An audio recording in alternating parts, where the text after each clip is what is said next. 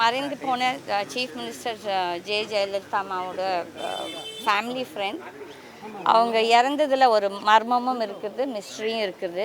இது நான் ஒருத்தர் மட்டும் அப்படி நினைக்கல. ஒட்டுமொத்த தமிழ்நாட்டு மக்கள் அவங்க கொடுத்துருக்க ரெஸ்பான்ஸில் எல்லாரும் என்ன சொல்கிறாங்கன்னா, எங்களுக்கு எல்லாத்துக்கும் இந்த சந்தேகம் இருக்குது, அட்லீஸ்ட் நீங்கள் வந்து ஃபைல் பண்ணியிருக்கிறீங்கன்னு சொல்லிட்டு எல்லாரும் எங்களை சப்போர்ட் பண்ணுறாங்க மனதார. ஆகையால் இதில் கண்டிப்பாக மொத்தம் ஏஐடிஎம்கே கேடர்ஸ் மொத்தம் பேர் எக்ஸப்ட் பதவியில் இருக்கவங்க எல்லாரும் மட்டும்தான் அந்த அம்மாவுக்கு போய் கூலை கும்பிடு போட்டுருக்காங்க, சசிகலான்னு ஒரு நபருக்கு. அது வெகு சீக்கிரத்தில் இது வெளிச்சத்துக்கு வரும் இந்த உண்மைகள்.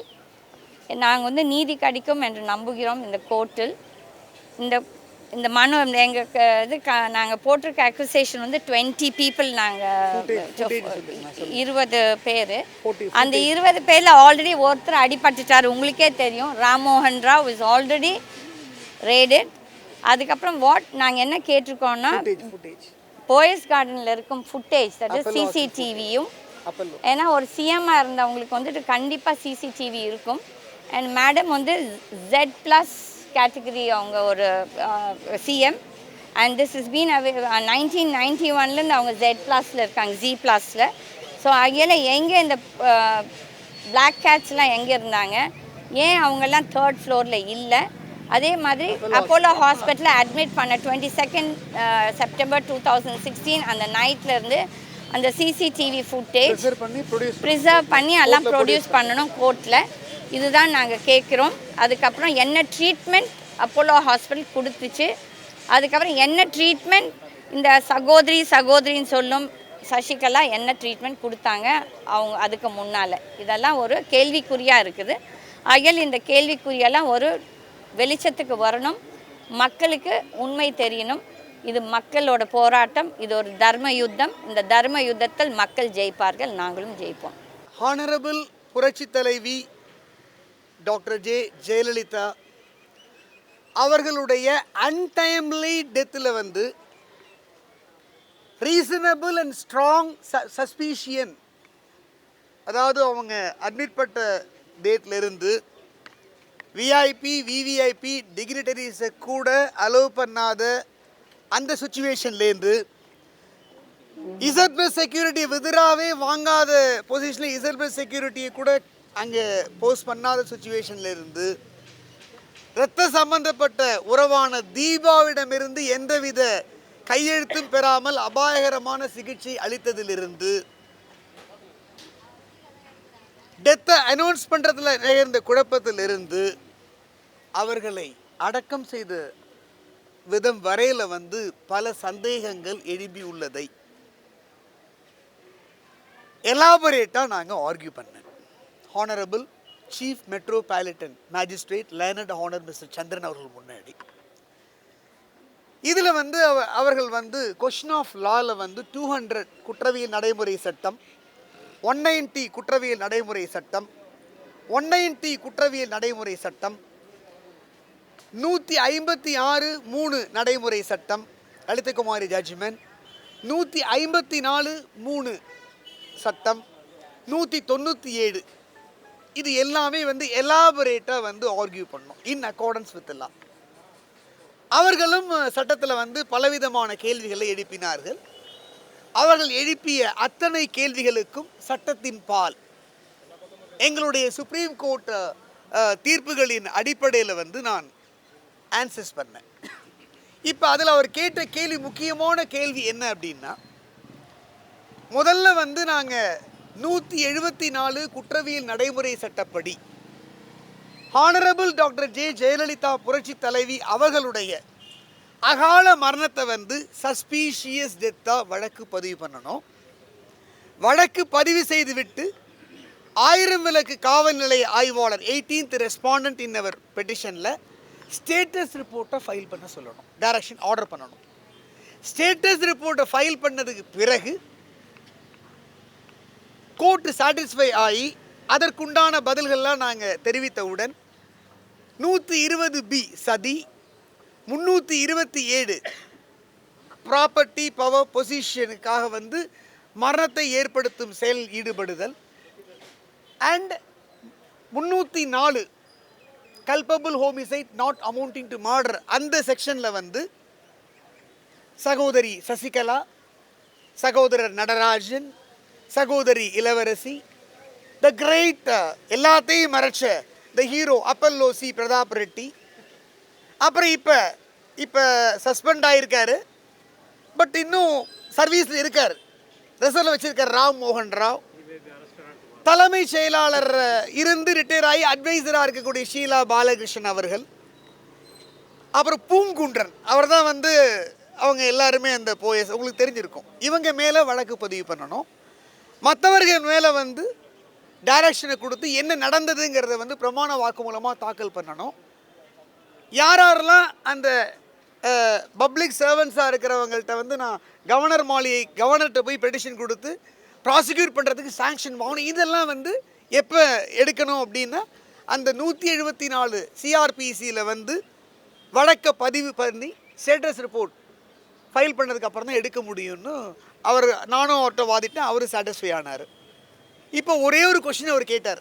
என்ன கேட்டார் அப்படின்னா, நீங்கள் வந்து சொல்கிறதெல்லாம் correct, I agree, the court has been convince, ஆனால் குற்றவியல் நடைமுறை சட்டம் 154(3) பிரிவின் கீழ் 1 பிரிவின் கீழ் நீங்கள் போக முடியாது. இப்போ நானோ அல்லது பெட்டிஷனர் கீதாவோ 1000 விளக்கு போலீஸ் ஸ்டேஷனுக்கோ இல்லை கமிஷனருக்கோ ஆஃபீஸுக்கோ போய் நாங்கள் மற்ற யாருமே அதாவது இந்த கொஷினை ரைஸ் பண்ணுறோம், யாருமே கேட்காத கொஷினை போய் ரைஸ் பண்ணி நீங்கள் சஸ்பீஷியஸ் டெத்தாக வந்து இந்த கேஸை வந்து நீங்கள் 124 பதிவு பண்ணுங்கன்னா எங்களை உட்கார வச்சு எங்கள் 2 பேர் மேலே டாக்டர் ஏஆர் லட்சுமணன் சன்னிலாக் நடந்த மாதிரி ஏதாவது பொய் வழக்கு போட்டு எங்களை உள்ள தள்ளிடுவாங்க.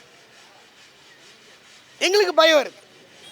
அதனால் நாங்கள் டேரெக்டாக 154(1) சிஆர்பிசியில் போய் நாங்கள் காவல் நிலையத்தில் அந்த இன்ஸ்பெக்டர் ஆஃப் போலீஸையோ அல்லது கமிஷனர்ட்டையோ போய் நீங்கள் டாக்டர் ஜெயலலிதா புரட்சி தலைவி எங்கள் தங்க தலைவி மர்டரை நீங்கள் சஸ்பீஷியஸ் டெத்தாக பண்ணணும்னா பண்ண முடியாது. ஏன் அப்படின்னா நான் வந்து 6வது ரெஸ்பாண்டண்ட்டாக வந்து பிரசன்ட் சீஃப் மினிஸ்டர் பன்னீர்செல்வம் அவர்கள் வந்து இம்ப்ளீட் பண்ணியிருக்கேன். இப்போ பிரசன்ட் சீஃப் மினிஸ்டர் பன்னீர்செல்வம் அவர்கள் வந்து எங்கள் மனுவில் வந்து பிரதிவாதியாக இருப்பதால் அவர் கண்ட்ரோலில் தான் எல்லாமே ஹோம் மினிஸ்டர் வருது, போலீஸ் மினிஸ்டர் எல்லாமே அவர் தான். அதனால் நாங்கள் அங்கே செல்ல முடியாது என்ற வாதத்தை எடுத்துரைத்தேன். அப்போ அடுத்த கொஷின் கேட்டார், சரி பரவாயில்ல 154(3) பிரிவின் கீழ் வந்து நீங்கள் தபாலில் வந்து நீங்கள் வந்து கம்ப்ளைண்ட்டை வந்து அனுப்பி இதை வந்து சந்தேகம் வரணும்னு பதிவு பண்ணுங்கன்னு நீங்கள் வந்து இமீடியட்டாக நீங்கள் அந்த ப்ரொவிஷனை கம்ப்ளைண்ட் பண்ணி நீங்கள் மனுவை அமைச்சிருங்க. மனுவை ஆய்வாளர் 1000 லைட்ஸ் லா அண்ட் ஆர்டருக்கும் கமிஷனருக்கும் டிஜிபிக்கும் அமைச்சிருங்க. அதற்கு பிறகு அந்த அனுப்பி வைத்த அந்த மனுவையும் அந்த proof of delivery AD cards வந்தாலும் சரி, இல்லை ப்ரூஃப் ஆஃப் டெலிவரிங்கிறத நம்ம ஸ்பீட் போஸ்ட்டில் எடுத்தாலும் சரி, அதை வந்து நீங்கள் சப்மிட் பண்ணுங்கள். அதுக்கு வந்து அது இல்லாமல் நான் எப்படி ஆர்டர் போடுவது, உத்தரவு விடுவது, சட்டத்தின் பால் என்ற வினாவை எழுப்பினார். எனவே நாங்கள் வந்து இந்த நீதிமன்றம் இருக்கின்ற அந்த வழக்கின் சூழ்நிலையையும் எந்த வழக்கிற்காக நாங்கள் நீதி கோருகிறோம் என்பதையும் கருத்தில் கொண்டு எங்களுக்கு ஒரு கால அவகாசம் கொடுங்கள், அந்த கால அவகாசத்திற்குள் நாங்கள் 154(3) பிரிவின் கீழ் மனுவை சம்பந்தப்பட்ட போலீஸ் அஃபீஷியல்ஸுக்கு அனுப்பிச்சு நாங்கள் ப்ரூஃபை ஃபைல் பண்ணுறோம். அதற்கு பிறகு காக்னிசன்ஸ் எடுத்து 174 பிரிவின் கீழ் சந்தேக மரணம் என்று வழக்கு பதிவு செய்து ஸ்டேட்டஸ் ரிப்போர்ட்டை பதிவு செய்ய உத்தரவிடுங்கள் என்று நாங்கள் ஆர்கியூ பண்ணோம். we have advanced our arguments. Honourable is honour வந்து அதை கன்வின்ஸ் பண்ணிவிட்டு எங்களுக்கு 11/1/2017 வரை கால அவகாசம் கொடுத்துள்ளார்கள்.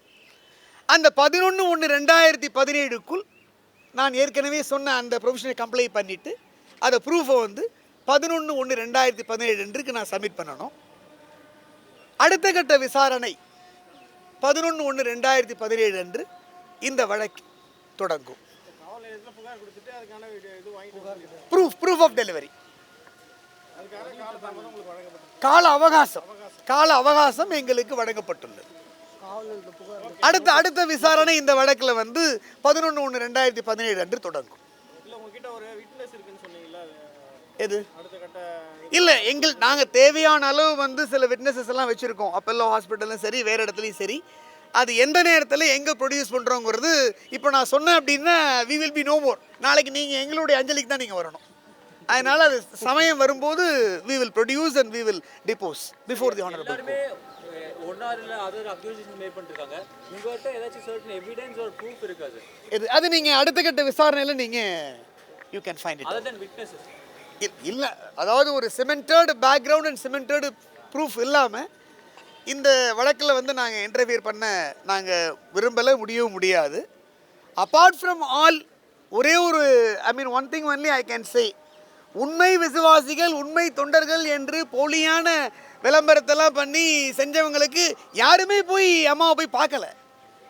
பட் எங்களால் வந்து இதை கேட்டு ஏதோ போனோம், அட்மிட் பண்ணோம், முடிஞ்சுது, அடக்கம் பண்ணோம், அடுத்தது இவங்க, அடுத்தது அவங்க அப்படின்னா எந்த சூழ்நிலையில் வந்து ஆனரபிள் டாக்டர் ஜே ஜெயலலிதா இறந்தார்கள்ங்கிறது நாட்டு மக்களுக்கு தெரியணும், உலகத்துக்கு தெரியணும், அந்த உள்ள மர்ம முடிச்சியல் விலகணும்.